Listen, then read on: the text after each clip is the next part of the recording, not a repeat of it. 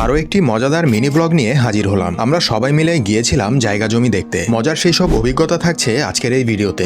সকাল সকাল আমরা সবাই মিলে গাড়িতে করে চলে গেলাম রুইতপুর। সেখান থেকে আর কিছুক্ষণ ভেতরে গিয়ে দেখলাম সেই জমি। গাড়ি থেকে নেমে কিছুক্ষণ হাঁটলাম। হাঁটতে হাঁটতে চারপাশের অপরূপ দৃশ্য দেখে সবাই ভীষণ মুগ্ধ হলাম। যেখানেই চোখ যায় শুধু সবুজ আর সবুজ। নানান ধরনের ফসল বোনা হয়েছে চারিদিকে। চারজন সেই সৌন্দর্যে হারিয়ে গেলাম। নিরিবিলি এই সবুজ শ্যামল প্রকৃতির মাঝে গিয়ে পেলাম মনের আর চোখের প্রশান্তি। আমরা সবাই যে যার মতো করে উপভোগ করছিলাম সমস্ত কিছু। কোনোভাবেই আর যেতে ইচ্ছে করছিল না এখান থেকে। ভাবছিলাম এখানে আরো কিছুক্ষণ থাকতে পারলে আরো বেশি ভালো লাগতো। চলে আসার সময় চোখে পড়লো এক স্থানীয় লোক তার জমি পরিষ্কার করছে। তার সাথে আব্বু কিছুক্ষণ কথা বলল। এখানকার জায়গা জমি কেমন হবে তা জানতে চাইলো। পাশেই হঠাৎ চোখে পড়লো তার নিজের ফলানো বিশাল লাউয়ের মাচা। মাচায় ঝুলে থাকা শত শত লাউ দেখে আমাদের খুবই ভালো লাগলো। আমরা তার থেকে কিনে নিলাম একটি নয়, দুটি নয়, তিনটি সুন্দর লাউ। তারপর ভদ্রলোক আমাদেরকে সেগুলো সুন্দর করে কেটে দিলেন। আমরা লাউগুলো ব্যাগে ভরলাম। মনের আনন্দে বিদায়